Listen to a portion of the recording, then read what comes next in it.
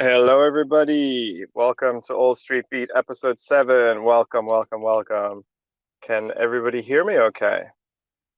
Thank you, Connor. Thank you very much. We're just busy getting the panel sorted out here, folks. So just bear with us for a couple of seconds whilst people tune in. People starting to arrive. Hello, Serena. Nice to see you as always. Welcome to All Street Beat. We'll get started in just a few seconds. Hello, hello.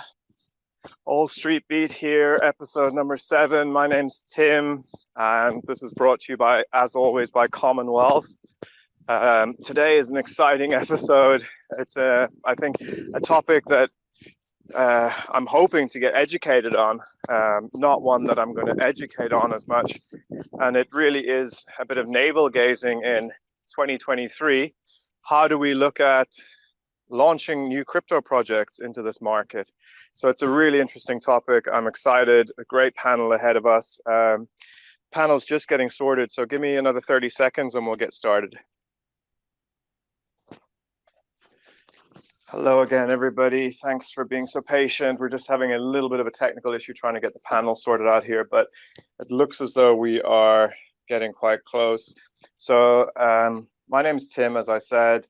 I'm from Commonwealth, and Commonwealth is it's a new it's a new way to invest, and everybody in Web3 is to an extent looking at Web3 as an investment opportunity. At least that's what it's become famous for over the last couple of years.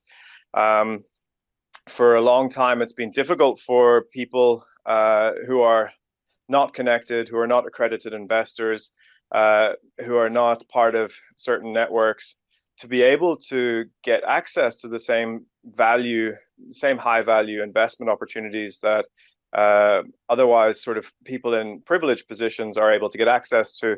It's why we've created Commonwealth, and Commonwealth is democratizing and completely decentralizing the full venture capital investment landscape. It's something we've built already. We're going to launch it in a few months now. It's really, really exciting. And actually, this topic couldn't come at a better time for us, because what we want to do is take a really deep dive into what it means to launch a crypto project in this current landscape that's in front of us. It's definitely not the same one that we had 12 to 18 months ago. And again, it's not the same one of the previous bull cycle before that. And indeed, the question is, are we even in a bull cycle now? Some say yes, some say no. But the question is still valid, with everything that's happened to central exchanges, certainly the famous kind of black swan events that we've witnessed with FTX, and before that, Mt. Gox, and we've had, I suppose, somewhat of an ebbing of trust when it comes to central exchanges, and central exchanges were largely how we viewed launching crypto projects. And we do have people from that part of the industry here today, and we want to hear from them. Like, how do they see launching crypto projects? It can't just be the same formula, rinse and repeat from the last cycle, because there was inherent problems there, and there's winners and losers, and it's quite a difficult system to navigate as a retail investor. So we are, at Commonwealth, we're extremely interested in what it means to be a retail investor and what that looks like in terms of opportunities, and making sure that there is an architecture and an infrastructure that is safe, secure, and somewhat fair when it comes to how people access opportunities. And today we want to understand what a fair launch means, what a fair market system implies, and really understand, I suppose, what is an effective way to navigate that if you are a new project that is looking to launch in this environment. So, without further ado, I'm going to start welcoming in our speakers. We've got a great panel. Thank you, everyone in the panel, for taking the time out to have this discussion. I hope you will find it as useful as we do. And What I want to say is, we have a good bunch of people here already, but as ever, these conversations are for the masses. So let's get as many people in as possible. If you're in the panel or in the audience, just please send a tweet out. Just tell your audience or your community or your friends that we are in here and we're discussing launching crypto projects in the next cycle. Yeah, if you wouldn't mind just tweeting out that we're on here and showing some support, that's great if you feel comfortable doing that. In the meantime, I am going to open up the floor and I'm going to welcome Ryan. That's just because Ryan, you're the one that comes up first on my on my Twitter page. So Ryan Rosbiani, just unmute yourself. Tell us a little bit about yourself and also, why this topic's important to you. Hey everyone, good morning, good afternoon, depending on where you are right now. Thank you for having me, guys. This is a very interesting topic to me because we're on the verge of coming out of a bear market and possibly into the next bull market. And I think that also in the world of crypto and Web3, like you mentioned earlier, there's a trust issue. And I think that this is why like this topic intrigues me significantly, which is launching projects in the next bull market, is how to do it efficiently in a proper way where people can come on board, build a trust factor with their audience, with the people that they're working with, and executing that project coming out of a bear market into a bull market, which is really kind of the hardest time to initiate this. That's why I was really interested in coming on board, contributing and learning, of course, from my fellow panelists and you guys. Thank you again for having me. Nice. It's probably a bit too early for me, Ryan, to ask you what you think is the right way to launch projects in this market. So I'm gonna go straight into the central exchange. We've got Wobi here. Who is it from Wobi? And maybe just introduce yourself and tell us how you think things are changing or what is changing. We talked about trust already very quickly. Yeah, just it'd be great to hear from you. Hello, everyone. Thanks for inviting me to the space. This is Sean. I'm with Hobie, and I'm the social media manager. As far as like what we were talking about before about trust, I mean, I actually think that the industry is progressing in a good way with more transparency. With Hobie, I mean, I can only speak about us. Is that we have full reserves on all the necessary metrics within our exchange. They're all posted, just like all the other exchanges. They give reserves. So I think the transparency is already there. To answer your second question about like what's the difference between launching a token now, I think you have to be very methodical in fulfilling a specific need and also taking into consideration a lot more things before you just launch a token because people are not as easygoing as they were beforehand, right? There's a lot of people who maybe I wouldn't say despiteful, but like maybe a little bit leery about new projects coming into the space. But as we say in crypto, like do your own research. I'm not here to tell you like what metrics to look for in a great project. I can only give you my opinion as John or Dom with Hobie. But I think one of the things that's changed in the space is that usually what we would do with a new project, like 5 years ago, is like they get listed on a big exchange, maybe at IEO or IDO, however you want to call it. And then after that, you get the huge market cap, then all the other exchanges list them and you become pretty successful if the price goes up pretty significantly. But now I think it's a little bit harder to get people's interest, considering we're in a bear market and with all the things going on. So I think the model now is you really need to market properly, you need to fulfill a need in a subsection of the crypto economy, you need to really be niche, and also you need to have a lot of backers and community that are surrounding you in order to be successful. Of course, anyone can launch a token, but doesn't mean you're going to be successful. I mean, as you see, there's like, I think last time I checked on CoinGecko was like 4,000 tokens or something. I would say, a lot of those are like more lower end market cap to be in the top 100, which is where I think most projects want to be. I think it does take a lot of initiative, a lot of support, a lot of community pushing, a lot of marketing, a lot of all that to help push its success. That's pretty much all I have to say. Thanks. That's great, Dom. Thanks very much for that. I think you've touched on a few great points there. I'm going to come back to you in a little bit because I'm not going to let you off the hook so easily, because you are representing, I suppose, to a large degree, a certain part of the industry, and I suppose it's such a key stakeholder that we want to hear a little bit more from. How central exchanges are looking at things, what type of projects they're looking at. You talked a little bit about making sure that you fulfill a niche, and it has to be, good fundamentals in your project. Has anybody on this panel recently launched a token, and how did it go? That's my question. If you have, just open your mic and start speaking. If you haven't, then I'll change my question. I'm not seeing anybody who's actually launched. Yeah, Theo. How recent? How recent are you talking?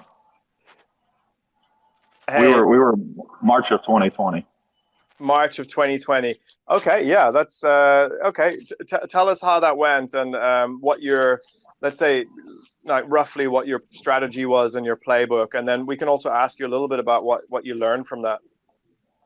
Yeah, so for us, it was really, we learned, I mean, building in a bear market, which is kind of where you build that foundation, because it's not like March of 2020. The team was like, okay, we're going to launch Field Protocol. A lot of the work went in 2018, 2019. A lot of the ideas came from 2017. And for us, it was a little bit different because we weren't just launching a token. It was a layer one blockchain that was going live too. So finding partners, strategic partners to be able to spin up the chain to start moving towards some level of decentralization. But it was obviously it was a good time to launch. I mean, retrospectively, nobody really knew in March of 2020. There was inklings that we might see some changes, but if you remember, that's also right when there was a big crash in the market. But when looking back, that's really when the last bull cycle actually started, was right after that crash in March of 2020. So you just got to have belief in your project. I mean, if you're going to make a quick buck and you're not worried about utility or use of your chain or your token, then launch it during a bull market, because that's what most people do. They're just chasing a quick buck. But if you want to build something meaningful, I guess it really doesn't matter when you launch it, but building that foundation when the market's down and there's not a lot of interest, and you're building people that are truly in it for the right reasons, I find it definitely helped solidify us as far as being able to find partners. Our protocol has to be integrated by other projects like wallets and exchanges and other partners. So we're able to identify those that are doing it. So you look at the ones that are still establishing their foundation now, whether the bull market has already started or it's coming soon. Those are the ones that I think are going to have a better chance of being successful than the ones that just decide to spin up once the bull market's here. Can you repeat that last bit again? Who do you think is going to have the majority of success? People who don't care about when they launch?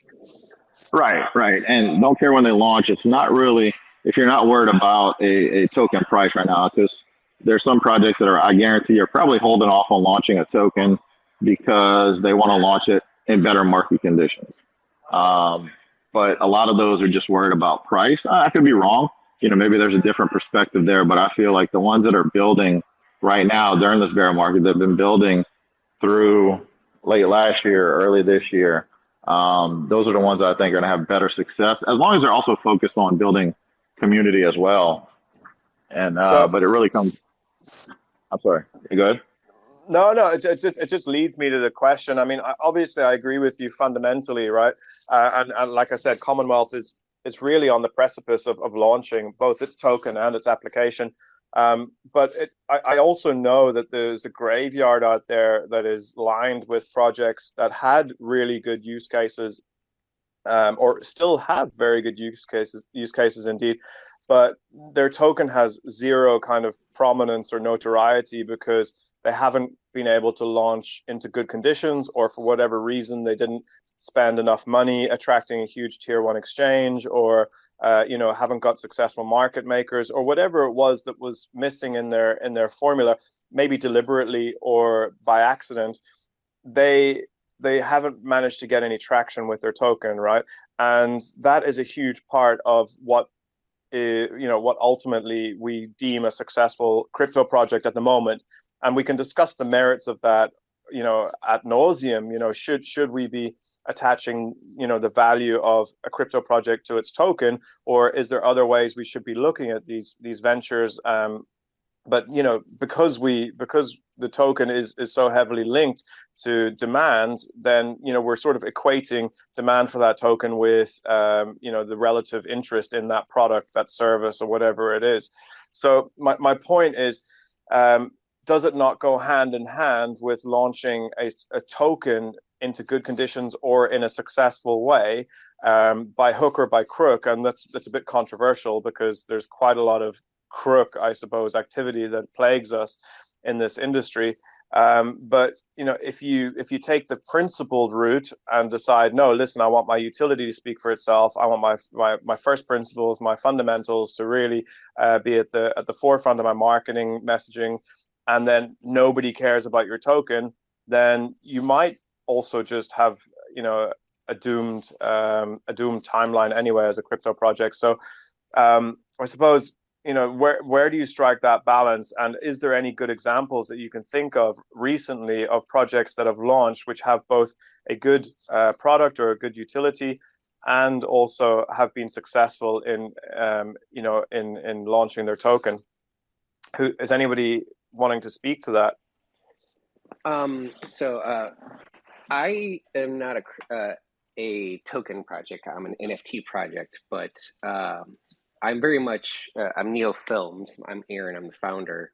And my company is very much a Web2 industry that is basically coming into Web3 to utilize the new technology in order to, and the way I see it, change how the current industry is run. And we started in November of last year is when we launched, and it was very different coming from Web 2 into Web 3, and there's a big learning curve there. What it really came down to for us was resilience, because I had been in the space for a while as an investor before I started the project, and I had seen how the game was played. And I tried to play the game the same way that I saw, and it really did not work out well. And so, we did our first launch, and we probably sold a couple hundred of our NFTs out of a 3,300 collection. And, we just paused for a moment, and then we pivoted, and we moved away from marketing in the traditional sense almost completely. And we turned it into more of a word of mouth, business to business, build connections, just slow and steady, brick by brick building from then on for the past 9 months. And that was the only way that we saw success. And to be honest, we're in the best place we could possibly be right now as a project, because we took that route. And the people in our community are, they're quality people. We don't have any, I don't want to say, people who are in it for the wrong reasons, or are, looking for a quick buck. By building it the way we did it, slow and steady, before we got in, it was, you got to launch your NFT project and you need to sell out within 2 weeks. That's just what you got to do. You don't do that. We just left it open. We left the mint going, and little by little, we sold the NFTs as we went to the people who actually wanted to be a part of the project. And I can honestly say, doing it that way versus what you might have done a year and a half ago is completely different. But I fully believe that the project is in a much, much, much better space, fundamentally and foundationally, now than if we had tried to do it the way that it had been done before. Nice. I really appreciate that intervention. Thank you. What was your name? My name's Aaron. Aaron, thanks a lot. Sounds like you got your hands full there in the background. But Aaron, no, that's really, I think that reflection speaks volumes for a kind of mindset shift that I would like to draw attention to, and this is the reason why we put together this topic for the Twitter Spaces, is I do believe there is something shifting in how we view our industry, and not trying to make a quick buck, as nearly every speaker has alluded to, and then you also alluded to. I was watching the space, I knew how the game was being played, and I tried to play that game. Unfortunately, that playbook or that game, was quite compromised, or is quite compromised in its formula, and there's winners and losers, and essentially, if you're the last man holding the bag, and we saw this with the meme coin, kind of bonanza that happened a few months ago.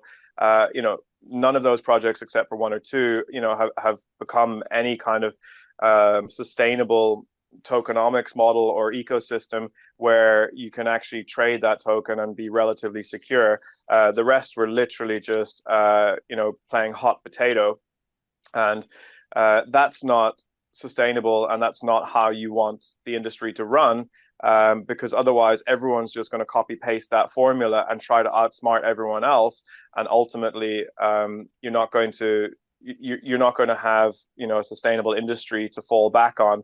And I think the NFT industry is a very interesting one in that regard. It's completely going through a major overhaul, and I like that you've talked about a completely different take, and that you learned through that experience that people who want to be part of the project will buy your token or your NFT, and that is what you need long term, right? So it's basically about admitting that there are no shortcuts. I had a very interesting conversation with Coach K about this recently, and if you know Coach K, you will understand that he is of the belief that tokens should all be, more or less released into supply immediately, so that you get rid of all the dumpers, people who don't want to be in the project, and then, organically over time, people will pick up that supply who actually want to hold those tokens for whatever reason, or be part of that ecosystem. And he said that's the only real way to play the game.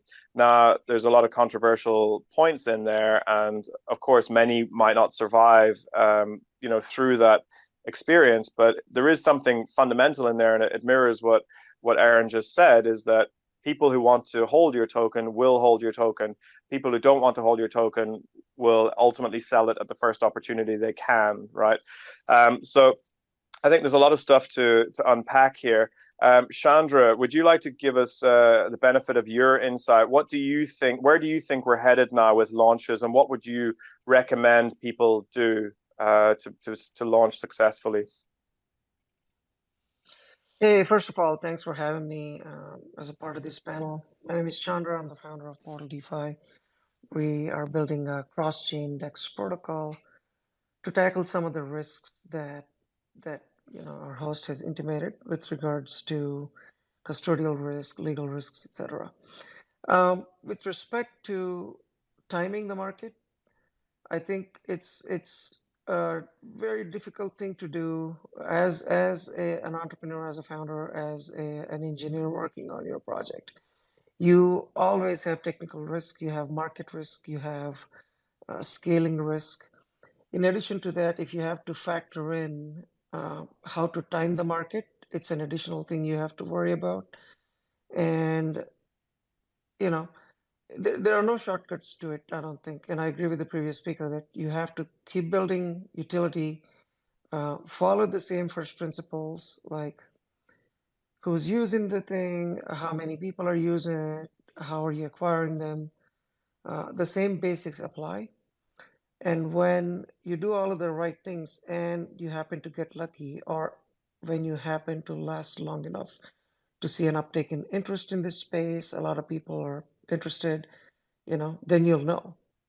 Do you actively, constantly try to time a market? I don't think that's for one thing, it's very hard to do, and two, most likely you're going to fail. So keep doing the right things, focus on your burn, and when the market turns, when there's a lot of interest in what you're doing, you'll know. Thanks, Chandra. I think those are like very, I suppose, sober, but I find them comforting words, especially as a founder myself. do the right things, and hopefully then it'll pay off long term. We are all in an industry where startups are, there's more startups than there is actually bandwidth for users. So there's going to be a high failure rate. I suppose we have to just get comfortable with that, and not everyone will be ultimately successful, unfortunately. But the point is, if you have product market fit, which is what you're talking about, you need to double down on your first principles and really have conviction that you will be able to attract and maintain users. And if you've designed your economy, your token economy well, and you do in fact have a token, then the demand should be organic enough to be able to drive that. Of course, I'm talking about idealism, and we all know that 99% of crypto trades on the open market, tokens are trading based on speculation and hype, and I suppose it's about being on the right side of that speculation and hype, and then we're into another territory. So it's still very tempting, I believe, for most founders out there to try to get on the right side of that hype and hope that people, for speculative reasons and for hype reasons, want to hold your token because they believe it's going up and to the right on the chart. So it's really interesting for me to have this discussion because, again, it's idealism and principles meets reality. And I'm interested if there's anybody listening or anybody in the panel who has been part of or seen a token launch recently that has been really successful in tough conditions. And what was it about that success, or what was it about that particular strategy that you think was maybe successful? Is there anybody that can speak to that? If not, I'm gonna identify somebody and just ask them. Maybe Michele. Yeah, I can't really speak too much on that. I just work in a different area of the space now. I have worked on 4 sellout NFT collections previously to going full-time at Sedona. So we are actually a custodial Web3 game launcher, multi-chain.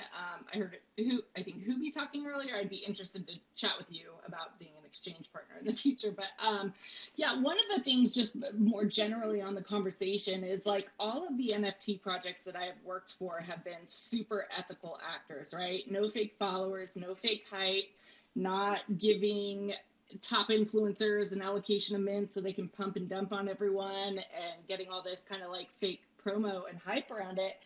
And I guess I would ask the panel, is it possible for people to do this ethically and still come out on the other side and have good results? Because most of the projects that I work for, they were able to sell out over time, but they cannot maintain the hype and all these other things needed to continue to grow the project. And we see that I'm not going to name names. This is a very large project, and it's been one of the only ones growing in the bear market, but they were getting roasted 2 days ago for employing a third-party, basically, engagement account, right? So they were getting hundreds and thousands across multiple socials, growing into other areas, other platforms to sell items and stuff. So can you be an honest actor and still win?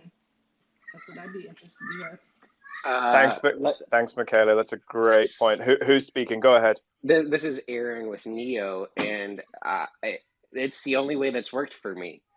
It absolutely can. It doesn't feel as good. It doesn't feel like you're winning. It doesn't feel like, like everybody is in love with what you're doing, but it does steadily grow, and people, I've noticed, just kind of sit back and watch. They just sit back and watch and see what happens. And, I've had some people that were in the project for 4 months before they bit, but when they bit big.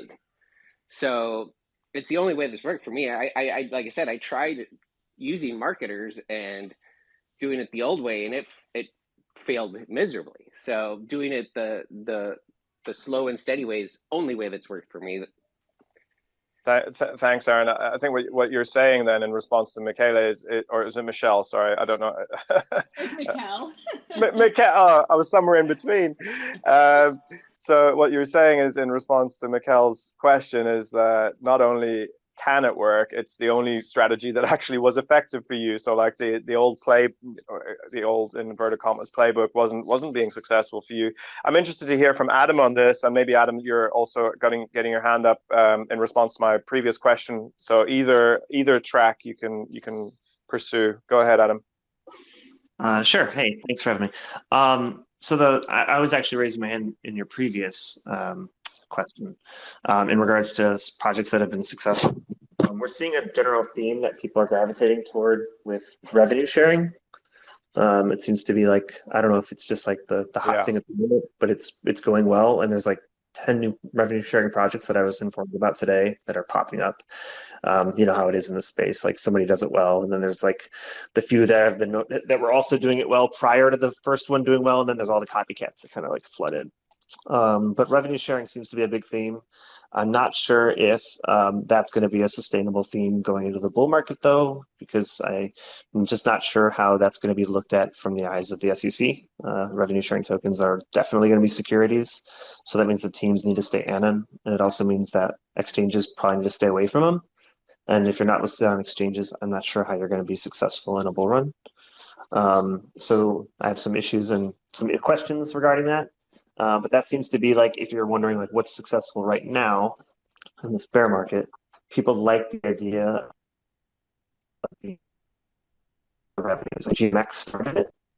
And then you have like OXO and a few others that have been successful. And it seems sharing model because they've seen that that's what brings in hype to their token. But I definitely have an issue with the Adam, I think I'm just losing you. Your connection's not great. Maybe when you come back in, you can let us know your background as well.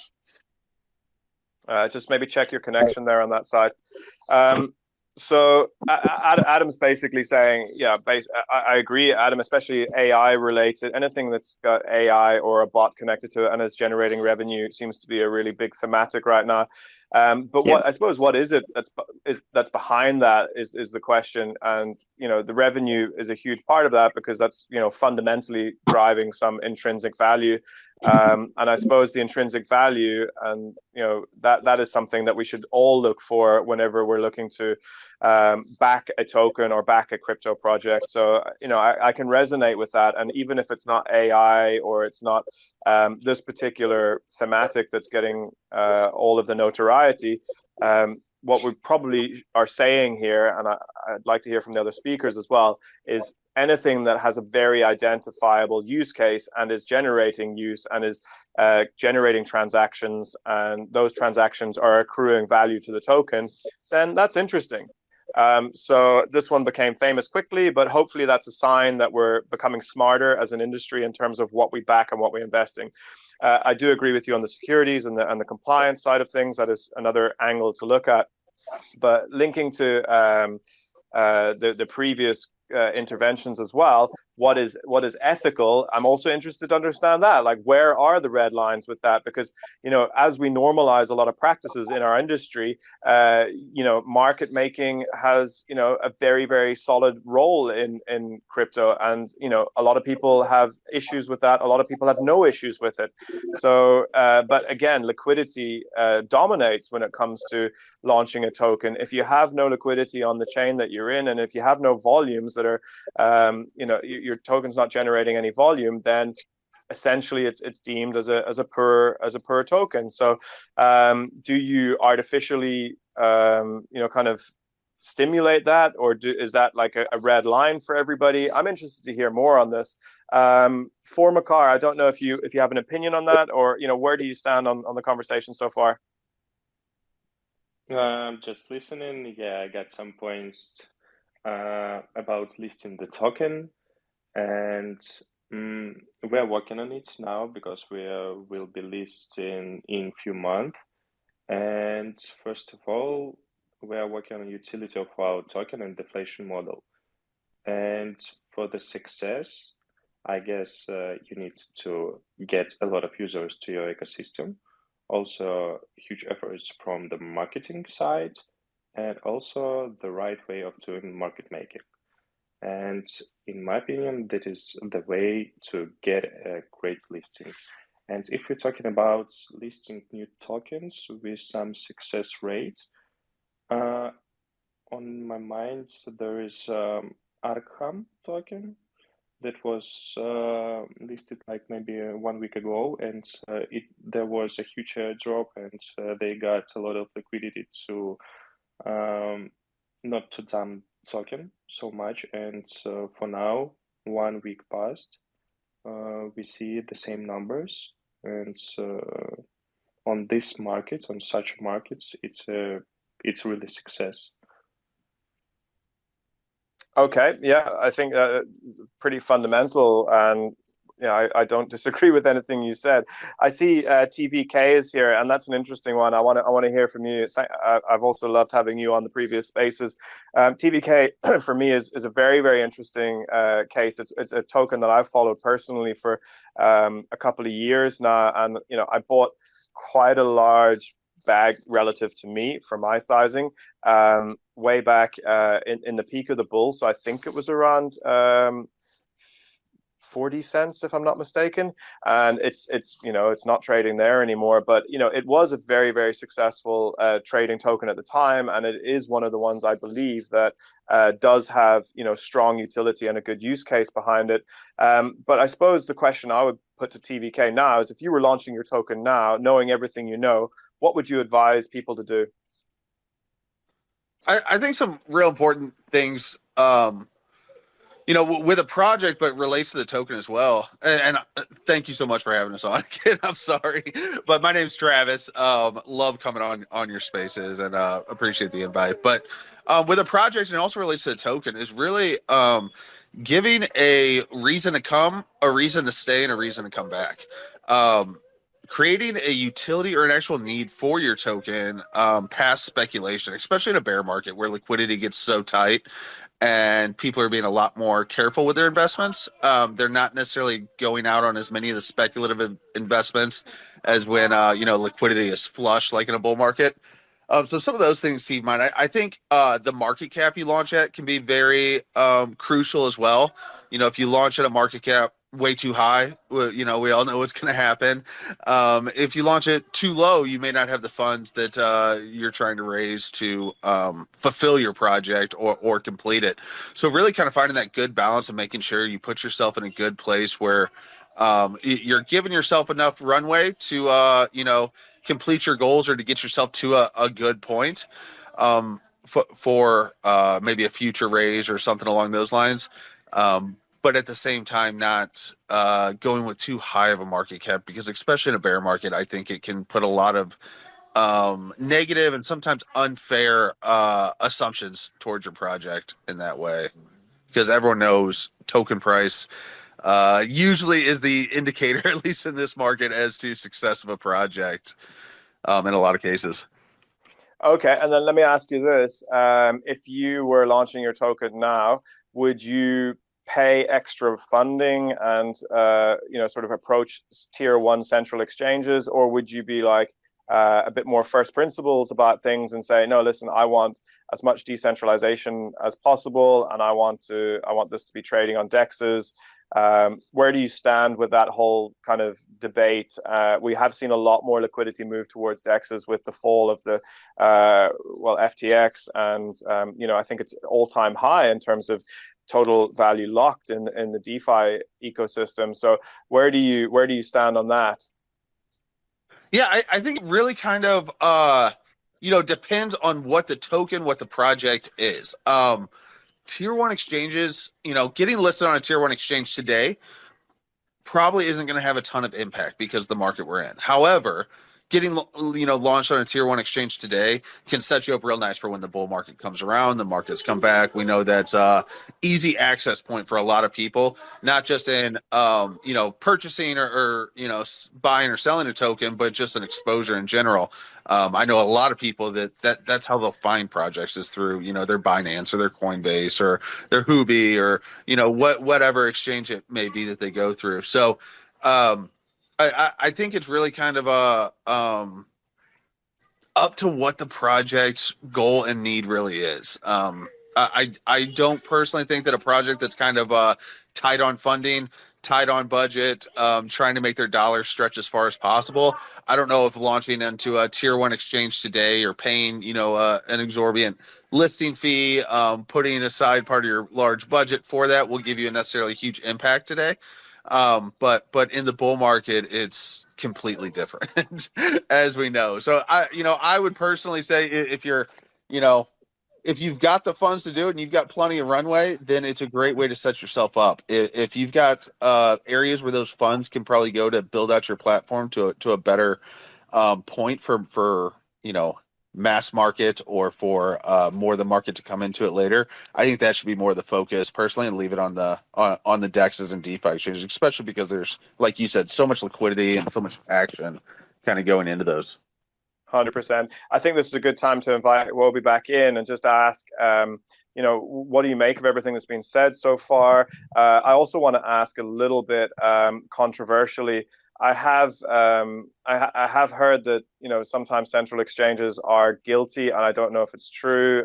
This is just secondhand information, of being the ones who take liquidity first. They often can take allocations and then get rid of them quite quickly into the market before anybody else has a chance to sell. Like, can you speak about any of that stuff? I'm sure, I don't want you to lose your job and stuff like that, but how open can you be? How transparent can you be? Because I know with DEXs and liquidity providers and decentralized finance, it is a lot more smart contract based and a lot less trust based. So you are taking additional risks when you work with a central exchange, in my opinion. So how would you speak to that?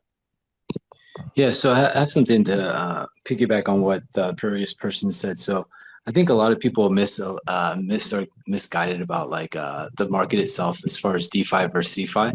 Number one, I would say that we all work together to make crypto great. That's the first thing. So I don't feel like it's CeFi, DeFi, we're battling each other. As a crypto community, it's not us versus us. I think we need to be stop thinking this in this realm.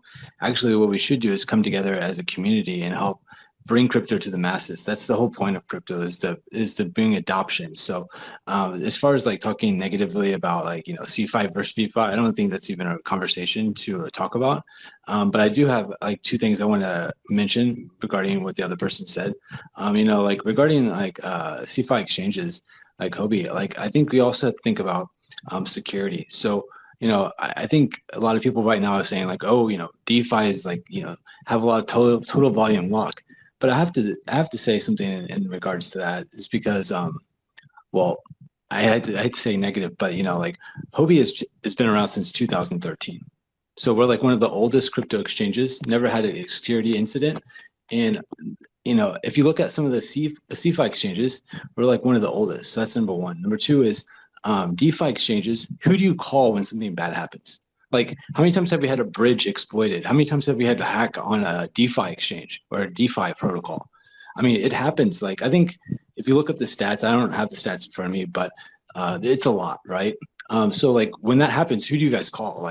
Because at Hobie, we have an email address. You contact us, we'll support you.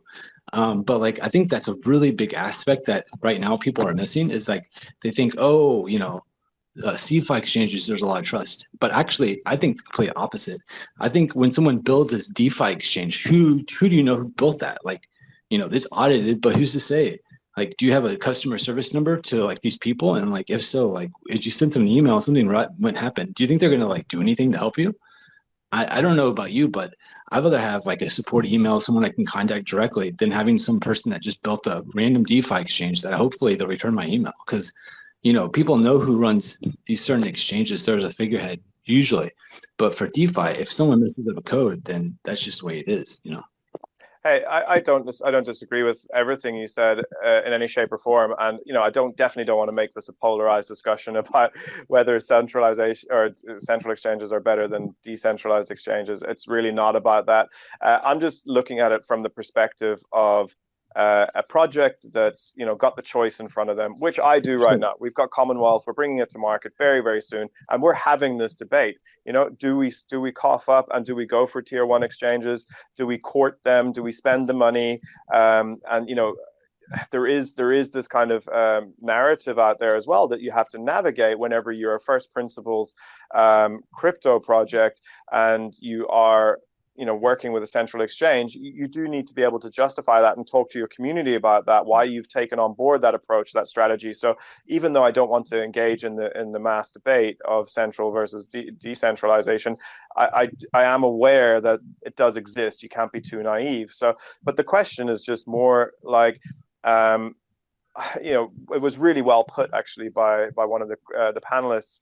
Are we all acting in a way that does inspire trust, and are there good values being kind of shown by our actions and our activities? Are we being ethical? And there is a lot of nefarious behavior that's already been shown to the public, and it's caused huge damage on the industry, right? Let's put that to one side. It's behind us. We should be better than that. We should be learning from that. But I suppose going forward now, it does have an impact. So these questions become more prominent when we're going to launch a project. Do we put trust into the central exchange with our tokens, with our money, and hope that the central exchange is going to do right by us? Because there is that element of trust, whereas in DeFi it is literally the code that is interacting and executing the trades, right? So these are things I'm interested in as a founder, and it would be great if you can speak to that. If you can't speak to that, that's also fine. We can move on from that topic. I don't know if you want to add anything. I mean, the only thing I could say is I think there's benefits to listing on a centralized exchange for, number one, the liquidity. And then number two is, who you're talking to. Like you have usually the people at CeFi exchange are doxed, they're like regular people, like who they are. So I think there's lots of benefits. Also, there's a lot of marketing that can be done for a project. For example, like when someone lists on Huobi, if it's a new token, we do marketing for them. But like on DeFi, like let's say you list on a DeFi exchange, they don't really do, from my perspective, they're not going to go out of their way to put all this information on their Twitter and like help, do AMAs with you a whole bunch. It's kind of a free for all, right? Like you list your token on a DeFi exchange, and then people either listen to it, and you're up to marketing it yourself, basically. I mean, from my understanding, maybe there's some DeFi exchanges that actually market it for you, but I actually think there's no like right or wrong answer, right? I think it's good to do both if you can. I don't even think that a person who doesn't understand how to use like a seed phrase wallet, they're not going to go to like DeFi exchange. Someone who's less native and they don't want to pay the gas fees, right? So like to buy a token on Ethereum, if you only have like a couple $100, you got to pay like 30 or $40 gas sometimes, maybe even more. So I think for those smaller traders that want to buy, maybe $100, smaller traders who want to buy like just a little bit or dollar cost average regularly, I think that actually CeFi is really great for them because it saves them so much money on gas. That's just some ideas, Yeah, no, those are all great points, and I fully resonate with them. Thank you for engaging in the discussion.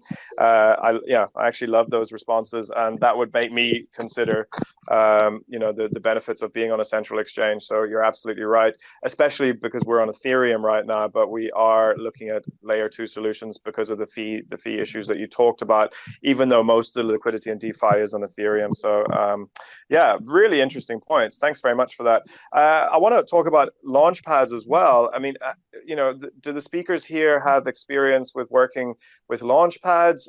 Is that part of an optimal go-to-market and launching a token strategy going forward? What are your thoughts on that? Anybody in the panel is free to open up their mic and go for it. I personally, this is Aaron with NeoFilms again. I personally don't have experience with my own project for a launch pad, but I have seen projects that have had success by choosing a launch pad that had a built-in trust already with that launch pad project. So if you're coming in as a fresh new project, nobody knows who you are and whether to trust you or not. So by choosing a launch pad that has already built that trust factor, it gives you a leg up and allows you to kind of use the trust that the Launchpad project has built to help establish trust for your project. Yeah, but Great. the big question comes in. I mean, if you look what happened in the first iteration of Web3 gaming, all these launch pads. I'm not bad mouthing anyone, but Seedify and so on and so forth. They launch these, potential blue chip projects, retail guys, and just like you said, the retail guys sort of trusted these launch pads that have communities of sort of 800,000 people, and guys went and staked their coins and did everything they needed to do in order to get their, $500 allocation into projects. And then, by the time, the projects had been vesting for 3 months, the token was trading sort of like 70% or 80% below private round. So I think that whole trust factor may have been lost. Maybe retail is going to forget like they always do. New guys come into the market, so maybe it will work in the next bull run. But I think a lot of people have lost a lot of money, and they've also wisened up to what happened in the first run. And a lot of these launch pads were taking on projects without doing proper DD, and a lot of these projects have disappeared, and guys are sitting with tokens in their wallets at the moment, and they're worthless. So hey, this is Jonathan. He's the co-founder of Metavest Capital, and he's also linked to Commonwealth. But John is in his spare time. He's a long-time trader, and he analyzes the data on charts quite regularly. So John, from a liquidity and volume point of view, what would you say is absolutely necessary if you are launching a token in the future? What would you like to see, for example, with a new token? Would you think it should be on DEXs? Can it be on layer twos other than Ethereum? Can it be on can it be on central exchanges? What are the bare minimums that you think it needs to hit, or what's your mindset there? I've got mixed feelings because centralized exchanges. Like I was a big believer, and I held most of my crypto on FTX. So I lost a lot of trust with centralized exchanges. I've also had projects that I do advisory for that are on centralized exchanges that have had major issues where they've put down huge deposits, and because we're in a bear market now, and these guys need those deposits back. Centralized exchanges aren't releasing them. So at the moment, I'm a little bit torn. Like, I love the decentralized play, but also, I was listening to what Huobi was saying just now, and I do agree with him. For a retail guy, that's only got a $2,000 bankroll, and they're trying to dollar cost average into projects and buy maybe $10 or $15 worth of their favorite project once a week. If they have to start taking into account gas fees, then it's going to eat into a large portion of token board. But in saying that, a lot of central exchanges are bad apples. So I do think that there is a place for projects to launch and go into partnerships with centralized exchanges, but I also believe that these guys do need to prove themselves and gain the trust of retail and also OGs of the space, because guys have been hurt. So yeah, to answer your question, I believe that that centralized exchanges are very necessary for new projects. I do believe that launch pads are also will also play a large part. But I just think that there needs to be better due diligence done. I don't think that these centralized exchanges, as well as launch pads, can just take on any project. I think there needs to be certain criteria and boxes ticked before taking a project. Okay, thanks, John. Sorry, I just lost my connection during John's intervention there, but I caught most of it. Yeah, really, really interesting. Anybody with any other thoughts around launch pads, initial liquidity, being on sexes or just dexes?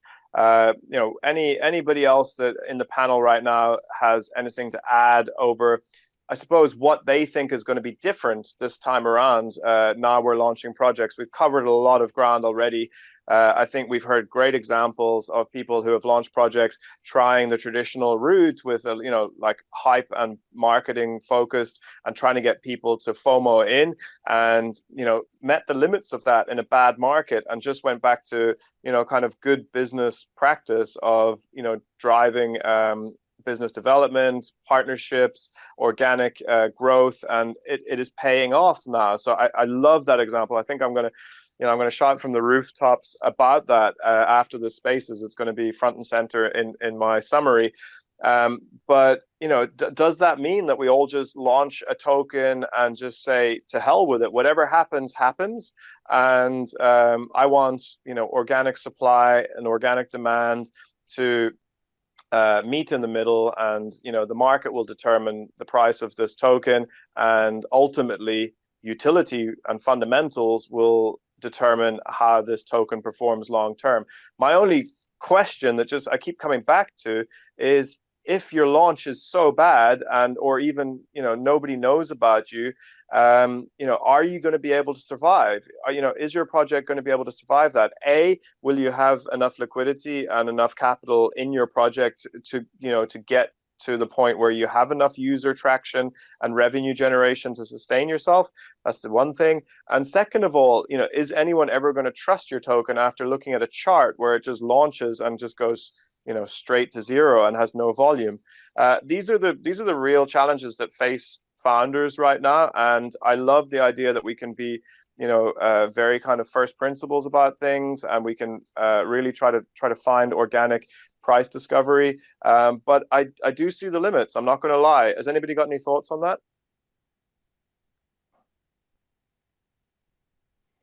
Yeah, I got a few thoughts. Hello everyone, one more time. Yeah, so actually, the main goal when you list the token is as I said, utility and purpose of this token. So the listing could be like hell for sure, because it's market making, it's a lot of traders, speculations, and other stuff like this. But in our project, in our game, we will get a swapper inside our application, and actually we won't be affected by the currency on the market of our token, and we will generate the peg of this token dynamically inside our game. And the main purpose of our token is yet to get a daily trade volume by our users, and the main purpose is to make a good product, so gain users, and so they will affect a little bit by the currency or tax on DEX, and the listing, no matter how will goes, from our token will make the stable token inside our application, and dynamically by the time it will be like the peg 1-to-1, I guess.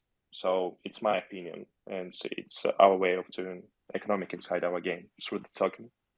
Nice. Yeah, no, I mean, you're sort of reinforcing the point that was already made before, and I fully support it. I think it's great. My question is, can everyone survive with that go-to-market strategy? And I suppose then the other question is, do they have a choice? I mean, essentially, if this is the only way to launch and there is no hype-based, speculation-based FOMOing into tokens, then maybe everyone should just accept that and follow a more simple route to market. I want to thank all of the first panelists that shared with us. I took a lot. Thank you very, very much, guys. It was really rich for me. We're going to welcome in the second round of speakers, and we're going to dive a little bit deeper here. So yeah, whoever's been following this in the audience and is now a panelist, where would you like to pick up? I think we've got a couple of very, very fundamental tracks here. It's clear that most people in the panel have preferred a more, let's say, fundamentals driven almost honest go to market and launch of a token, and finding organic price discovery based on utility. I think it's an interesting one because I have a lot of experience as a VC in backing early stage games in crypto, and to a large extent, they need to bring in quite a lot of capital to build out a game, and it takes a long time to build out a game as well. It's not as simple as putting together a DeFi protocol. You really have a lot of game mechanics and artwork and design, and it's an endeavor of years rather than months. So they don't have that luxury necessarily, unless they go the more traditional venture capital route and capitalize heavily at the start, and then don't even launch a token until utility comes around. So their whole go-to-market has been heavily compromised by the current sentiment, where retail are just not supporting and not kind of interested in buying in on speculation at the moment. So I find it super interesting. Welcome to the new panelists as well. Anybody who's ready can just unmute themselves, introduce why they. Hey, Gabriel, go ahead, sir. Yeah, I mean, that's a super good point. I just caught the tail end of it, but what you were saying about being able to put a product up there that isn't quite, gelled or looking for an idea, you really can't, set up a token that's going to be automatically happy hunky-dory for the rest of its life if you're not sure exactly what you're building yet. And especially in games, you can't be certain of what you're building when you start out building a game. You have to go through iterations and phases of development where you involve, hopefully, your community into that. And I think one of the things that I see coming for that kind of fundraising strategy is the idea of this digital collectible being kind of valuable, especially as we approach, more and more adoption into metaverses and online platforms and virtual worlds. So yeah, I mean, we have to have some sort of mix in there. Obviously, if you're doing a DeFi project, then you got to be pretty upfront about what you're building and how the tokenomics are going. And I love those strategies because I think for too long people have been just kind of taken for a ride, based on these hype trains. So hopefully that kind of adds to the conversation. But games are in a little bit different category. So yeah, we have to have some other things going on. Are you a game builder, Gabriel? Yeah, we're building a GameFi project centered around the idea of reforestation and leveraging kind of mass market adoption inside of games. So we have a traditional free-to-play model with a hybrid bridge that goes into our Web3 portal. So all of the earnings and all of the collection stuff happens on the Web3 portal side, and all of the gameplay and stuff happens on the free-to-play side. So it is also a unique model, and it's not something that a lot of people have kind of developed yet. But we think it's kind of the future of GameFi in that digital collectibles aren't going anywhere. They're going to be valuable for a long, long time. 100%. No, nice to hear that. So have you guys launched your digital collectibles and a token, or where are you with that? Yeah, we've launched. We launched our Web3 portal earlier. Even before this year. So at the end of last year, and we're soft launched now. We're on iOS and Android with the free-to-play game. So yeah, we're still working on all that stuff, man. It just takes time. Like you said, it can take years to make a really strong, strong game. So yeah, we're in the early stages. We call it a soft launch. So we have three mini games out there. They're all single player mode, and we're rapidly, massively, heavily working towards multiplayer, which I think is going to be essential. Nice. Okay, and are you going to have a token at all, or not at the moment? We do have a token. I mean, that's how we fundraised. We fundraised back in 2021 at the very end of it, just as the bear market was coming into swing. So we actually kind of saw like the end of the best of it and the beginning of the worst of it. You know what I mean? Okay. So we do have a native token. It's listed in trading. Obviously, it's far down from where we would like it to be, but that's the market and that's the game you have to play. So, but I also, I'm not sure if that's the best road forward to just fund a game off of a single use native token. I think you have to have more utility in that. And what I think we'll see here in the near future is a lot of these single use tokens kind of being acquired or merged or gathered together in ecosystems that can support them with multi-function for a native token. So kind of like everybody's like trying to make the steam of Web3 right now, and I think that the best plan there would be to bring these tokens that have been heavily suppressed in value, and then bring them in as a kind of a fleet or a whole catalog of games. Nice.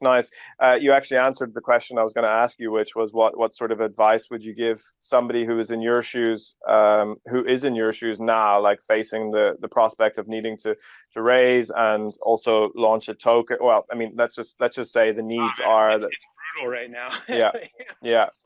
I mean, I think the best move that you can do right now, if you're a game company, is either support it off of previous revenue to get a game up and get some of those traditional KPI numbers, like cost per install, which is going to be lower than your lifetime value, and get some good retention figures in there, and then approach it from like a more traditional publishing standpoint.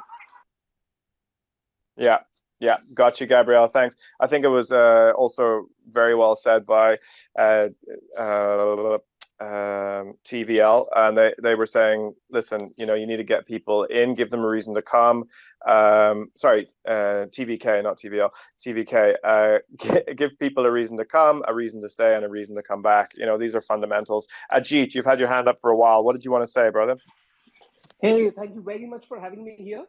I have been entrepreneur since early 90s. I'm 53 years old. So for the typical Web3 crowd, I'm much older, like dad, granddad to everybody.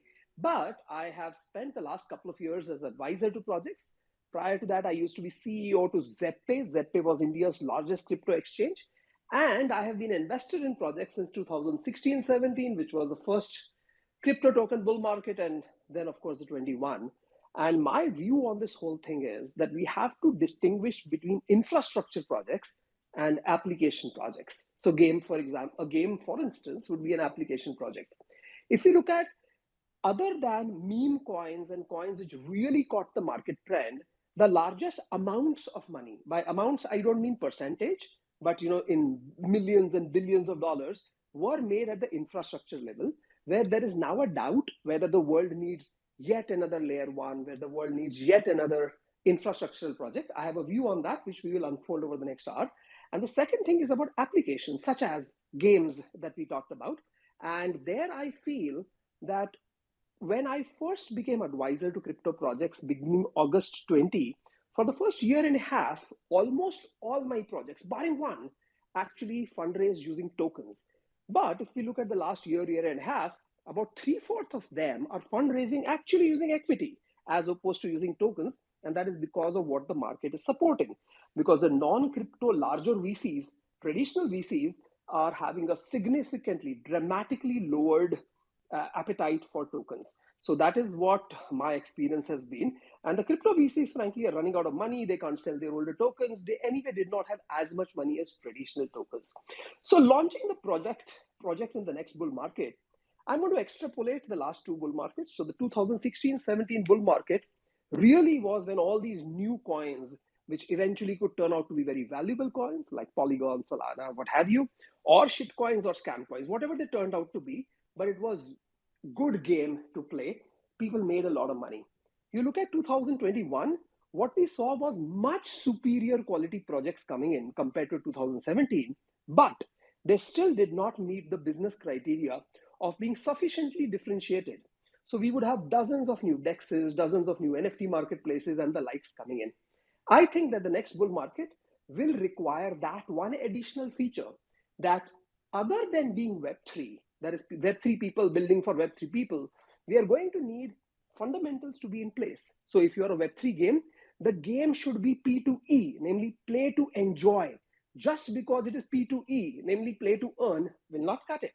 If you are an infrastructure layer, your infrastructure layer better work with reasonable gas fees, and we are not going to forgive you just because you have made smart contract enabled. So I think we are going to see real use cases, and more than that, comparable efficiencies and effectiveness in Web3 as we saw in Web2. That's my opening. Thank you very much for having me here. Looking forward to the rest of this conversation.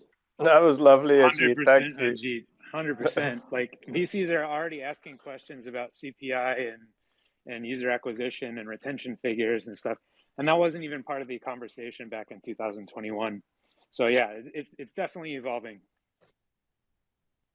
Totally. Ajit, I love that little intervention. Thank you, because you're one of these ones who have put quite a bit of thought into what you wanted to say, and you said it, and it was nice and succinct and kind of evolving on itself. I love that you gave the historical perspective, and you also casted your eye forward, because that's very useful for the conversation. It gives us something to agree or disagree on. I have to say, I agree with you. I do believe that those that are going to be successful now in this next cycle are going to be, very professional, and they're going to tick all the boxes from, not just a Web3 perspective, but from a sort of leading edge technology company perspective. But they are going to somehow have a feature or have improved some features of what it is they're trying to do. I love that you brought up play to enjoy rather than play to earn. As I told you, I'm from the gaming VC background myself, and we put forward our hypothesis recently that was play to earn is essentially a dead thematic. It shouldn't really exist anymore, because you can't retain people just on gamify alone. It needs to be enjoyable, and you're not going to run a sustainable gaming economy in that way. So love that, and I love also the idea of the low gas fees, and we're starting to see it with the layer 2 solutions on Ethereum, and that whole battle playing out. But they are also some of the most hyped projects that have come to market recently. So brilliant, yeah, really good. Thank you very much for that. I got a couple of hands up here. I'm also being given instructions from my producers, so I'm going to go to if you just bear with me, those with your hands up, please. DigiFinex, can you come in and give us your 2 cents on this topic? What's the question again? Sorry, it's been too long. I kind of. Well, I didn't actually ask you a question. I just said, give us your 2 cents on this whole debate that we're having right now. Where do you see, or how do you see projects launching now? And if you were launching a project right now, how would you do that compared to how you might do it a couple of years ago? Oh, actually, I have a lot to say. So let me introduce Brilliant. myself first. Yeah. Thanks for inviting me. I'm Vivian, marketing manager at DigiFinex, and let me make a short intro. So DigiFinex is a global crypto exchange that aims to bridge the gap kind of between traditional finance and in the world of digital assets. And established in 2017, DigiFinex has quickly grown to become a reputable and trusted platform for traders and investors alike. And we actively contribute to the development of the blockchain ecosystem by supporting promising blockchain projects and fostering innovation through listing new projects, participating in strategic partnerships, and hosting various educational initiatives. And we are absolutely at the forefront of driving the adoption of digital assets. And if any of you have any questions regarding the listing or related questions, feel free to DM us. I'm on social media. I'm on Twitter all the time. So yeah, I'll be free to answer your question regarding listing. And then I also wanted to bring up, we got some free airdrops to support this roundtable session for today's listener. $100 USD red packet reward will be airdropped right into your DigiFinex mobile app. If you don't have it already, feel free to go download it. We have the download link in our bio. And then I will be announcing the password to claim the airdrop at the end of the session. So stay in and stay tuned. So Awesome. Maybe just get the panel to tweet that out as well, because we might get more people in with that kind offer. Thanks. Yeah, absolutely. Yeah. So as the marketing coordinator manager who's responsible for guiding projects through the process of listing on an exchange, here are some pieces of advice to consider for, if any projects need some guidance on that. So first of all, I would say, emphasize the project's strong fundamentals and real world use case. That's very kind of important. It's been so long since, not so long, but like traders are getting more and more smarter. Like they are really good at due diligence, and then do your own research. So I've been facilitate so many listings. So during a bear market, I feel like investors are generally more cautious. So they're more likely to invest in projects that have a solid foundation, clear value propositions and token utilities, and what problem does it really solve, and even more so during bear market, like probably right now. So I suggest conduct through market research and competitive analysis, and trying to get a better understanding of the current market landscape, and to identify your unique selling points and articulate how your project stands out from others. And then I feel like differentiation is the key, and then also highlight your competitive advantages is crucial when there's a reduced investor interest due to the market situation, and also build and engage with a supportive community around the project. A dedicated and active community can really help generate positive sentiment even in a bear market, and demonstrate that there's actually genuine interest and demand for the project or the token. And even in the current market condition, they've seen some really promising listed projects that are doing really well, such as like the recent WordCoin, right? They have a really good value proposition and a very, very solid community. So I would say they have a quite successful launch, regardless of bear or bull market. And also be flexible and adaptive in your approach. Bear markets can be really, really unstable and unpredictable. So be well prepared to adjust your strategies and timelines accordingly, and stay updated with market trends and investor sentiment, and to fine-tune your listing plans and develop a well-crafted to-go marketing strategy focused on more education and awareness and engagement, and also engage with the exchange and its community. And lastly, remember the listing during a bear market may present challenges, but it's also could be a good opportunity to demonstrate resilience and attract committed investors who really believes in your project's long-term potential and value. And also at the same time, focus on building a robust project with a clear value proposition, and remain adaptive to market conditions. Yeah, and that's my insight. You did a great job, I think, of pretty much summarizing academically in a sense, what people should consider whenever they are, going to list and go to market.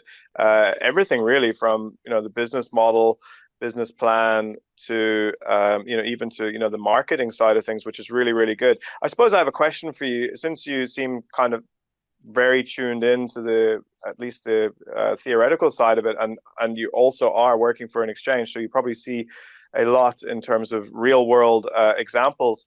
What if you were a founder today and you were facing going to do a listing and go to market? How much money would you be putting aside in your budget for that? And I know it's a big question, because it can range quite heavily. But what do you think a good range is, and realistically for people listening, if there's some entrepreneurs out there? For budgeting, so I'm not really handling that part, but I would say, so in my opinion, I feel like two things are really, really important at the core for a successful launch. Is one is the product, and then the other one is community. Community is actually not that costly, right? So I've encountered many projects that doing very successful that they are actually more focused on product, and then they just educate.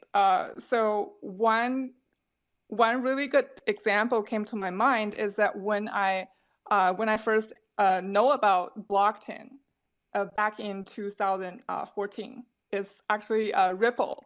And that's very interesting. So back in San Francisco, I was actually invited to a meetup um, sponsored by Ripple Labs.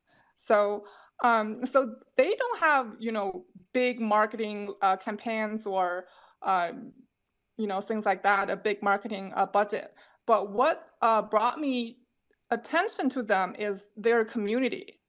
So I've came across to a couple people. They are like a hardcore fan of Ripple, and that's how I got into Ripple really, really, really bad. Also, like I purchased a whole bunch of XRP back in 2015. Okay, congratulations. I remember, yeah. And I believe in the project not because of the product or the marketing or any other stuff. What really attracted me is the use case, and it's the community, the believers brought me into them. I actually what got me into it is because back in the days they advocate XRP as the cross-border payment system. So I actually doing e-commerce back then. So I actually used XRP to replace the cross-border payment, and it worked as magic. So so I guess a marketing budget is a big thing to consider, but it's really varies based on different project.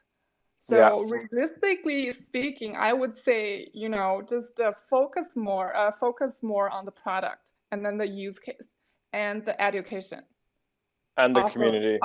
Yes, exactly. So basically everything. Thanks for that. I really appreciated the intervention. Thanks a lot. MC squared phi, come in please, and thanks for being so patient. And you've got your hand up. I'm sure you've already got something to say.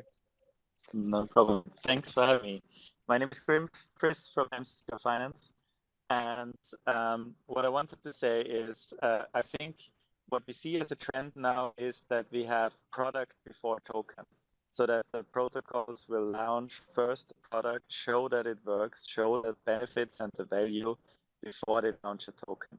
For an example, because you asked for a good token launch, I think Arkham was in the last months one of the best launches. They had their product out for months. They had a lot of traction, a lot of interest because the product was good. And then we launched the token, and therefore immediately got the really big partnerships for the token launch without having to pay that much for it. And I think that's one of the keys, which is I think the second one, is build relationships first and launch with the DEXs or SEXs where you feel that you have a really good relationship with and you can trust their community as well. It's not a matter if it's like the biggest exchange or not. It matters much more what is your relation with the team. Because same as like the Gobi guy said, you need to have a relation with your key exchangers that when there is an issue, you can talk to them, you can see how you together can solve it. And therefore, I think relation tops everything on like where you should launch. If you have a better relation with a smaller DEX or SEX, then you should choose that first. Like for us, we had calls with all the founders of all the DEXs we are working with. And for us, that's absolutely essential. That's amazing. No, I really love that. Thanks so much, Chris, for the intervention. If I had a little badge, I would probably give it to you because you were short, but you also hit every question I think that that I've asked so far. So well done there, man. Archem being a great example of a recent launch. Why? Because they put product out first. They showed a use case, and then they brought the token, which obviously drove an organic demand for their token, and also for the partnerships and the business development related to that product. And then I love the idea of being very comfortable with whichever exchanges you go with, whether they're central or decentralized exchanges. Really developing those relationships so that you have that level of trust and kind of faith in the actions behind those entities. And I think that's really important, especially given the intervention from Hirobi earlier. So I love that.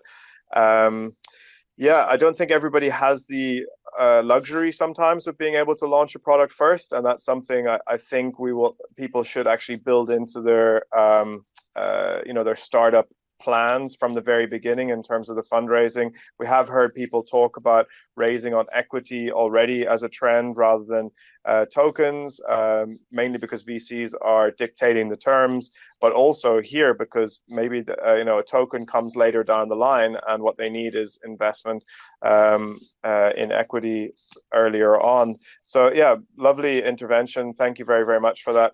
I am going to go to Matty because you've also had your hand up for ages. Thanks for being patient, Matty. Do you agree with everything MC Squared said? Hey, thanks. Yeah, I mean, there's a few speakers who I wanted to kind of like synthesize everything today because I think everyone's had a great insight. And I think the key thing for me, personally, I focus on the tokenomics piece of things mostly with teams at accelerators, incubators, and just in general for my day job at a Web3 company. The thing that synthesizes it all for me is that there's a maturity in the market where people are realizing that a token itself is not the product. A token enables or improves the product. So what do I mean by that, right? Like you had, as recently as a couple of years ago, you had these products where this like Ponzi-nomic yield, that was the product, right? That was what drew people in. There was not much more to it than that, right? Or you had tokens that, were just that is what you bought into, kind of as like number go up, there's no kind of underlying value accrual mechanism. There's no underlying use case. There's no underlying product that you would actually be using otherwise. I guess Ajit touched on another great example of like play to earn games, right? That's a case of the token being the product, not the game being the product, because in most cases people are not playing the game because it's actually enjoyable. So I think there is a maturity, as painful as it is, but it's healthy, a maturity towards people realizing that you, just like Web 2, you at first and foremost need to be solving a problem. Then you need a product that addresses that problem, right? And then a token can enable improvements to the efficiency of that product, can enable network effects, can enable getting to critical adoption and mass quicker, can enable new forms of user ownership that are not really feasible or possible without a token. But a token alone is not a product, and it doesn't really solve a problem unless you're trying to be money. And that's like, people are kidding themselves if they think they're going to launch a realistic competitor to Bitcoin on that front, in 2023. So those are just some quick thoughts to kind of synthesize the points that I'm hearing about how the space has kind of evolved and what builders need to keep in mind about launching a product in a modern market. It's not 2017, it's not 2020 anymore. A token can pour gas on the fire, but it is not a fire. Interesting. Maddie, thanks a lot for taking the time to take everyone's points and put them together into a nice little package. I definitely agree with you. And maturity is a word that hasn't been brought up today, but it's definitely been implied by what people are saying. And I fundamentally agree. I suppose what comes with that maturity is rigor and professionalism. And what you're saying is, kind of linked a lot to what everyone else has been talking about in terms of the first principles. What actually is your product? Is it solving an actual problem from a user perspective? And then, are you fundamentally set up to deliver that product to market? And then how does a token fit into that? And let's be honest, tokens don't always fit into that. We did a great tokenomics episode a couple of episodes ago. So if you haven't listened to that one, you can listen to that on our Spotify. We're putting all the All Street Beat episodes onto Spotify, where you can listen to them as podcasts. And the one on tokenomics, Maddie, I think you were on that one. It was, I think, couldn't make it. I'm kicking myself. I was invited, but I couldn't make it. But anyone listening now, I would highly recommend you go back and listen to it, because all the speakers who did make it were fantastic. It was one of the best things I've ever heard about just modern tokenomics. Oh, awesome! Thanks for that plug. I mean, I think it really is. So important that you understand that at a fundamental level if you're going to launch a token. And so many people did say, in fact, maybe don't even launch a token at all. And then half of this discussion we're having today isn't even relevant. So brilliant. Thanks for that, Maddie. I'm gonna jump on to the next speaker, Kyle. You're not Kyle Chassé. This is Kyle Ellicott. Kyle Chassé is a co-founder of Commonwealth, but Kyle Ellicott is here. Please introduce yourself, and also tell us if you're agreeing with everything you're hearing or if you have a different take on this. Sure. Thank you guys for having me. Kyle, I focus more on the venture side of things, having been an investor at early stage companies everywhere from pre-seed up through early series, so series A, B, and a little bit beyond that as well, in Web3 and also outside of it. And just to tack on to what Maddie had just mentioned as well, couldn't agree more. I think he and the other speakers have very notably put forward a few key points, one of which I'll continue on, and that is that a token is not a product. And that is something I think we saw in the past cycle, the last 2.5 years, is there was a lot of interest around and thinking that was in fact true. And instead, product market fit and the idea that the product that you are building was kind of lost in the mix of everything. And that happens to come around cycles, as we do see things go good times and bad times. And that's another thing I think I'll throw out there is, we're talking a lot about cycles and a lot about next markets, bulls or bears. And a lot of the projects that I talk to and companies as well try to insinuate to actually remove the idea of building for a market and focus again on product market fit. Whether it's good times or bad, you should be building something that people want to use, that can generate revenue and actually solves a problem. If you're just building into markets, there's a very unique or niche set of products that fit that. But for the most part, you should be building something that actually, again, has that product market fit or solves a problem. And as one other point I'll just say is also going back to the revenue models, looking at something beyond just a token as your revenue model and finding ways to generate revenue at scale. Say that last bit again, just because I want to make sure I called it right. Focus token generate. Sorry, go ahead. Yeah, no worries. So focus on generating revenue and revenue models beyond just token structures alone. We saw a lot of companies in the last 2.5 year cycle that we just went through, which is almost a common cycle strain that we go through. So about every 2.5 years, we cycle through infrastructure, applications, scalability. In the last 2.5 years that we just went through, there was a lot of, we have a token that equals revenue. That's not a 1-to-1 ratio. And as you're seeing now, some of the other speakers mentioned on the venture side, yes, it should not be a surprise that venture capital and or any investor is asking how the company, product, or application is generating revenue, because that's what's going to make a sustainable business at the end of the day. Thank you for that, Kyle. I did love that intervention. It was quite, the word mature comes up again, but it gives us that perspective from the level of the analysis side, I suppose, which is what venture capitalists do very well, I believe. I would be remiss if I didn't sort of say something that my partner in Commonwealth talks about a lot, which is, yes, make sure that there is some kind of revenue generation in the model, but also be very clear where that revenue generation accrues to. Because if it's accruing to the founders or the equity holders and not to the treasury of the protocol or the system that you are running using that token, it's very unlikely that that token is going to increase in value or become something that people want to hold. And again, I think it's fine to have a different model, but then just really kind of dig into where this value is going. So it is important to create value, but then what is the tokenomics saying about the token with regards to that value as well? Also a really important point. Kyle, was there anything else you wanted to add before I move on? Because there's a couple of hands up and a few more speakers I want to talk to.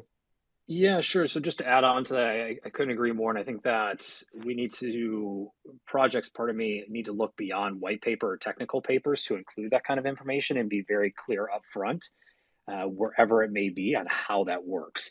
A lot of the times the tokenomic structures and or how that revenue generation occurs is buried within technical papers and not clear and concise upfront.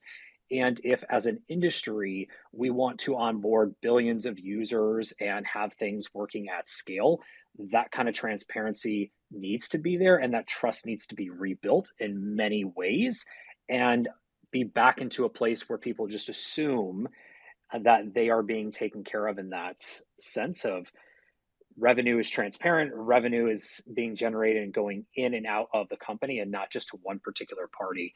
And then one last thing or maybe two quick points I'll add on just from building in cycles, but again, building in markets, is definitely start looking at cash. We've got a lot of companies right now that are in cash tight positions, and we're also in, just before we started the spaces, I received two major reports of the last quarter of of venture funding, and we are in potentially one of the lowest activity times when it comes to venture capital since 2013. And so if you are out there building or you're building for something in the future, make sure that you are keeping somewhere between 18 to 21 months of runway in the bank account at any time, just to prepare yourself for any ups and downs, lefts or rights, as things continue to shake up. And then biggest of all is don't focus on the headlines that may be coming across. Instead, focus on what you're building and building on your customers. Thanks, Kyle.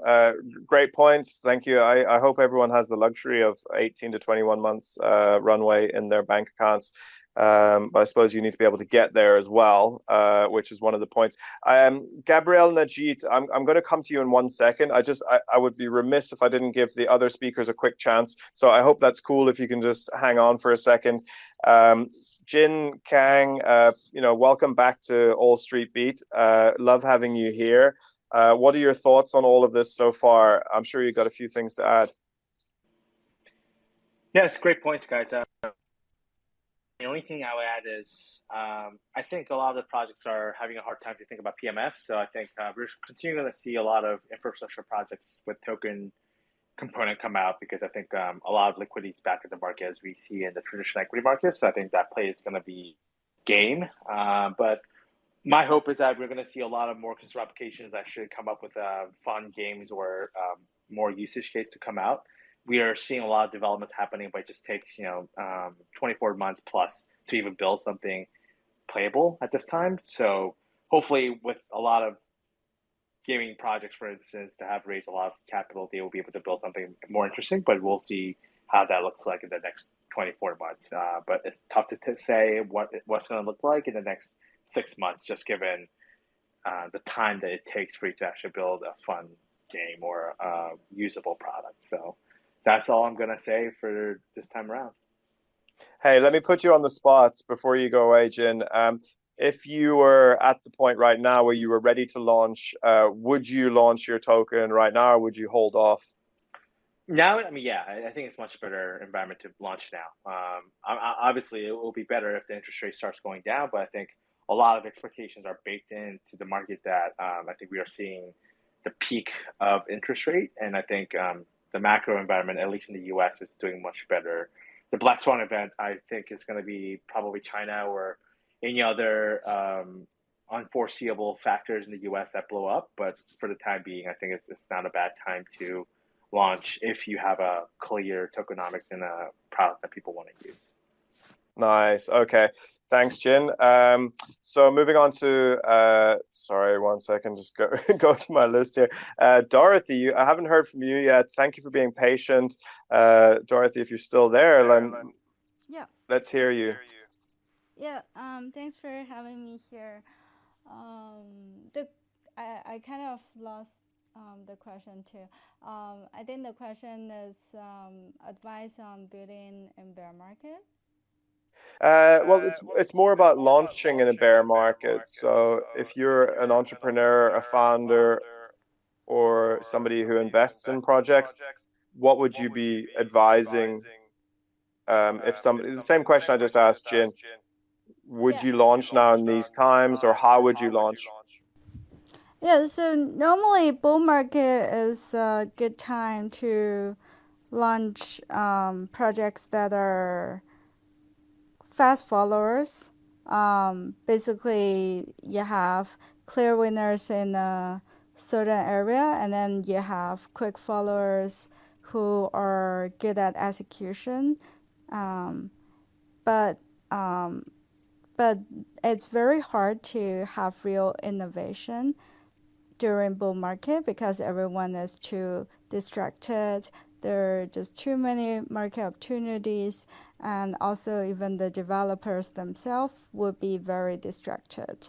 Um, that therefore is always most ideal for projects to launch during the bear market. That's where we see real innovation like DeFi protocols, Compound, Uniswap, Synthetics, etc., all started during the bear market. Also, even if you look at the NFT projects like Doodles, they also kind of started during the bear market. So I would say bear market is where project owners have 100% or at least majority percent of their energy just solely on building the projects, and that's where you see most innovation. But it's very challenging to build a project in bear market. Because it's very hard to get fundraise. We know like during bull market it's very easy.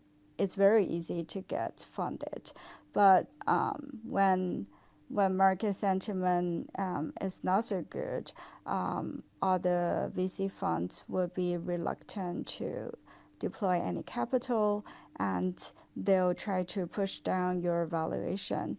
That's where it's, as mentioned as some other speakers previously, it's very important to build out a product first in this market.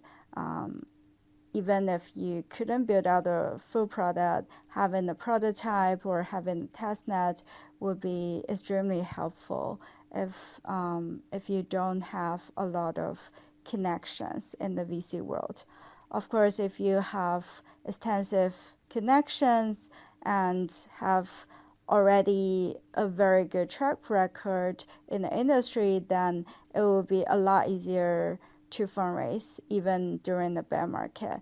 But for an average project to fundraise nowadays, it's very important to have a working product or at least a prototype. And the other thing I would say is very important is to have a community going. Even though it's very hard to build out a community from scratch, it is still one of the key metrics that VCs and exchanges evaluate projects on. And it's actually a much better, I would say, a much more mature market environment nowadays for projects to bootstrap. You can easily leverage platforms like Galaxy or Crescent or Port3. There are so many Quest platforms out there that could help you bootstrap to build out an initial community. And of course, you can also launch like OG batch or POAP type NFTs to engage your users.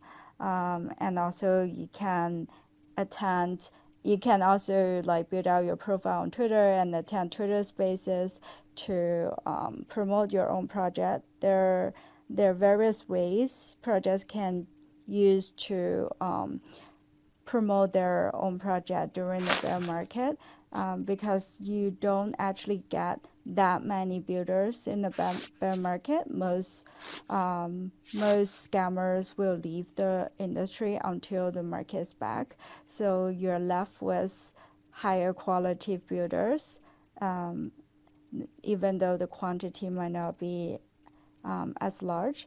You will still see a lot of them, and it's simply the best time for you to build. Yeah, I completely resonate with everything you're saying. Thanks, Dorothy. I've got an echo whenever I'm talking. I don't know if it's coming through your speakers, but thanks very much, Dorothy, for that. If you wouldn't mind just going on mute. Yeah. Thanks. Yeah, Dorothy's intervention was really good there, because I suppose it gives everybody confidence who is right now out there building. Bear market is the right time. And I suppose if you're looking to invest as well, you, as a retail investor or as a venture capitalist or institutional investor, you can actually, pick up amazing ventures, whether they're trading on the open market or early stages. Commonwealth is what we're building, which is an early stage venture app, but it allows retail investors to get involved into early stages. So I hope that Commonwealth is around for many years, so that when projects are raising during a bear market and building during a bear market, that people can invest into them. And I like what you said in terms of these infrastructures, which do actually make it easier in the industry for us to be able to navigate these types of market conditions and get support from each other. So I really enjoyed that. Thanks very much, Dorothy. I'd like to go to Nick, and also Nick, thank you very much for being patient. And then after that, we'll go to Gabrielle and then Ajit. So go ahead, Nick. Thanks. Hey guys, you can hear me, right? Yeah, 5 on 5. Go ahead, sir. All right, good. I'm with therisingfloor.com, and I've been involved with crypto since around 2016, like just about everyone here. But I'm a little different. I owned a digital marketing agency for 11 years, selling my own courses, working for doctors, lawyers, Indian chiefs, whoever I could help, right? And I'm also a lifelong PC gamer. So when I had a chance to head up the marketing community collab program for a Web3 game, I just walked away from my agency of 11 years and jumped on it. And for anyone interested, I just started a free newsletter and mastermind for NFT collection founders and owners, and that's at arisingfloor.com. Come join us. That's my commercial. But there's been so many great ideas shared here. And if I want to kind of share a little bit for 2 minutes about NFT launches, for anyone launching an NFT program, an ordinal program, a BRC20 program, any kind of project, really, what I want to suggest is you figure out a way to create an experience for your community. Yes, you need a community, of course. That's probably the most important thing, right? But why are they there? I think you said earlier, you use the word reason. Give them a reason. Ajit mentioned that the game, play to enjoy. So what's the reason to play that game? Well, first, because it's fun. Forget everything else. If the game's not fun, they're lost. Maddie talked about utility and the industry maturing, and the days of people just buying because you're launching are gone. We went through that recently with ordinals, right? People were buying anything, and now that's kind of passed us by. But engage your members' imagination. Put your holders into a story, one that moves and changes and flows, and you want your holders, your buyers, to be asking, what's next? And and not in a bad way. You know, so many programs, especially NFT and ordinal projects now, you get these people asking, well, what's next? What's next? Nothing's going on. That's not what I mean. You want them to know that something is coming, even if they don't know what. You want them to know because it's the way your project has always been. Something is going to happen. Something is going to change. That you want that buzz going on. You know, the artist, image quality, the team, the price, utility, the cost. Those all have to come together to create a story in their mind. And maybe story isn't the best word.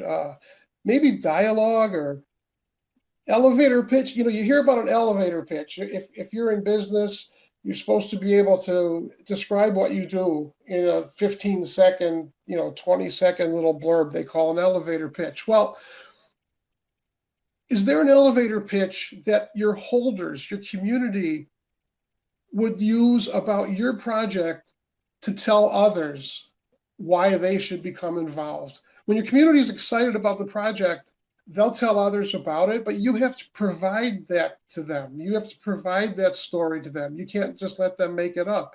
So many NFT projects nowadays, well, you hear, well, I didn't promise more than the NFTs. And if you're incredible artwork, I can still see that flying. But nowadays, there has to be more. What can you do differently launching your project than others are doing? Can you combine another niche or industry with your program? Can you come up with the first whatever type of NFT or ordinal?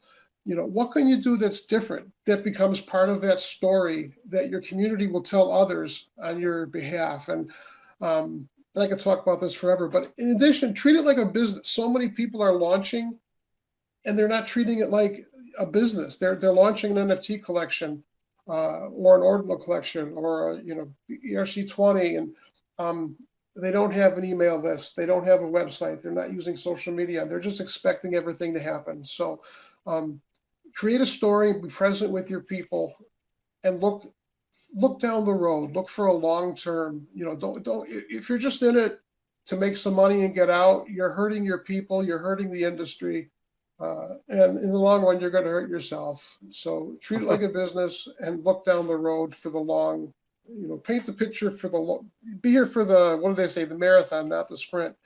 If you're not going to do that, I don't think you're going to succeed anymore. Yeah, I think that's what's changed, isn't it? I think you hit the nail on the head. If you're not looking down the road for the long term, you might, hit gold or whatever it is, but that whole culture is essentially died or, is gone. It's been swept out with the bear market. So it's all about fundamentals and long-term perspective. So thank you so much for that. I really resonate. I agree with you.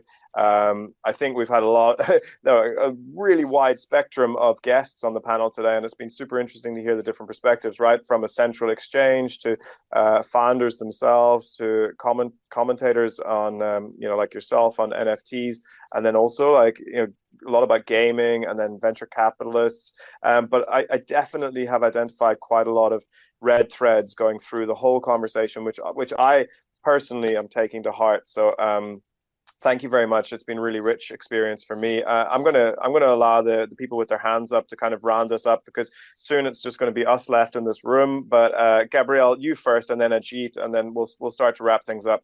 Okay, I'll try and make it quick. But there was a whole bunch to unpack there. Kyle Elliott, Ellicott. He was talking about build product first. Also, Dorothy was kind of mentioning you need to build. And then you need to build team or community first, but that's kind of the catch-22 that we're kind of fighting against. If you're launching a project for the purpose of fundraising, you haven't got the product, or you haven't got the community, or you haven't got something. You need this kind of funds to build. You need to build to get the funds, and it's always kind of been that catch-22.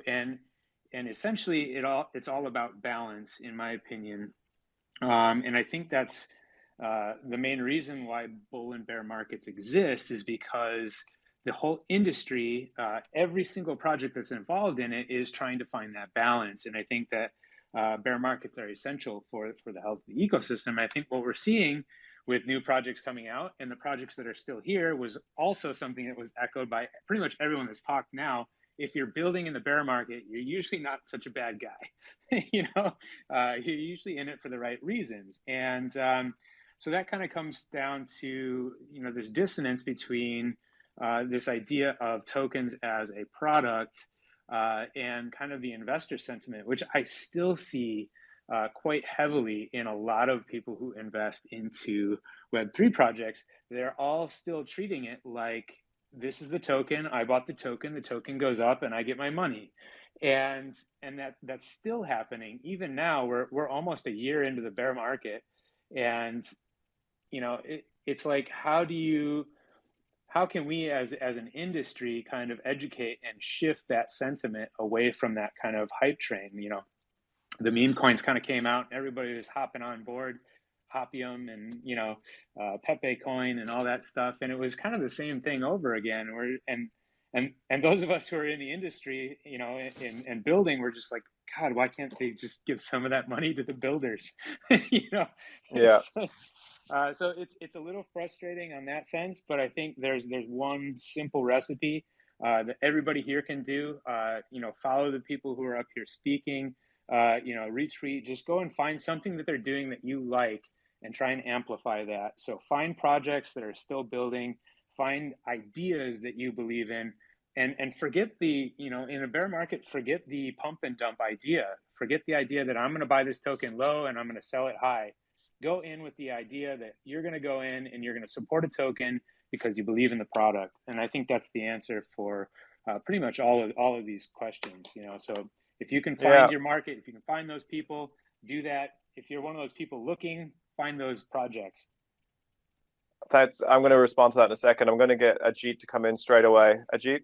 So we probably have just 2 more minutes to go, so I'll not take more than 1 minute. I have the timer in front of me. So number one, community is everything, but community cannot be built by merely giveaways or airdrops. While those are good methods, I endorse them, but they cannot be the only methods you use. Community has to resonate with you in philosophy and vision. Point number two, blockchain, Web3, all of that is fine. My undergrad degree is in computer engineering, so I get it.